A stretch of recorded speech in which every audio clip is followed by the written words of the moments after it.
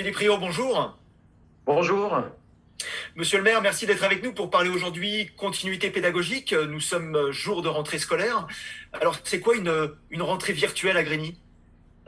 Une rentrée virtuelle, c'est encore 3 semaines jusqu'au 11 mai à tenir le rythme d'une mobilisation sans faille des enseignants, des parents d'élèves, parfois des grandes sœurs et des grands frères pour assurer cette continuité pédagogique.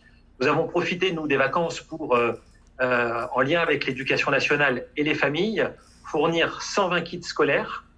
Et demain, nous allons livrer 100 ordinateurs avec une association, avec une entreprise qui s'appelle Hippon Technologies, qui a fait un don d'ordinateurs. La ville, elle, va livrer les clés 3G. Donc, nous avons passé des vacances à réduire la fracture numérique pour permettre à ces enfants, à ces enseignants, de faire cette continuité pédagogique.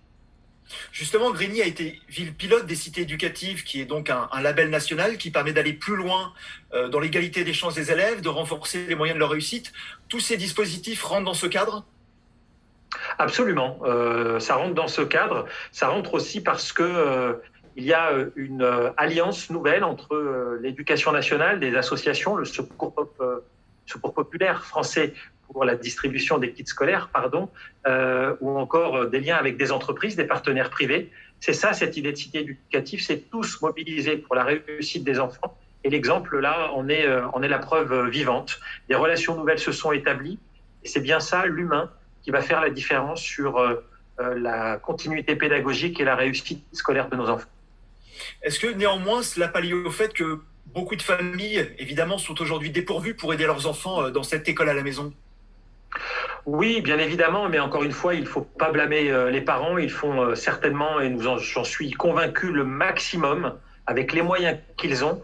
Et c'est bien cette mobilisation qu'il faut saluer parce que de toute façon, la maison ne remplacera jamais l'école, le face-à-face avec les professeurs, les instituteurs. Et donc, les parents sont mobilisés, encore toute la famille. Il y a certainement des voisins. Il faut valoriser cela.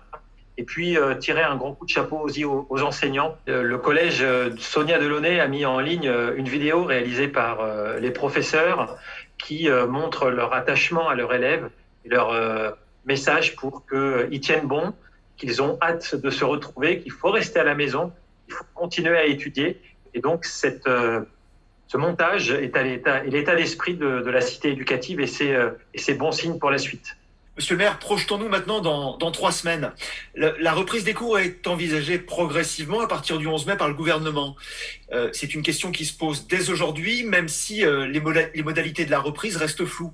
Quelle est votre position en la matière? D'abord, nous entendons les incertitudes, les questions des parents d'élèves, des enseignants, mais également des agents communaux qui devront accompagner cette réouverture des écoles maternelles et primaires. Et donc, nous avons 2 semaines pour trouver des solutions et décider si oui ou non les conditions sanitaires sont réunies pour assurer en toute sécurité pour tout le monde, les enfants comme le personnel éducatif et accompagnant, la réussite de cette réouverture progressive de l'école.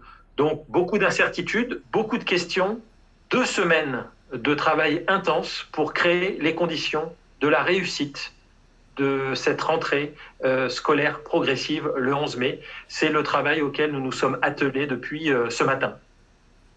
Monsieur le maire, merci pour tous ces éléments et à très bientôt pour un nouveau point d'information. Merci, au revoir. Au revoir.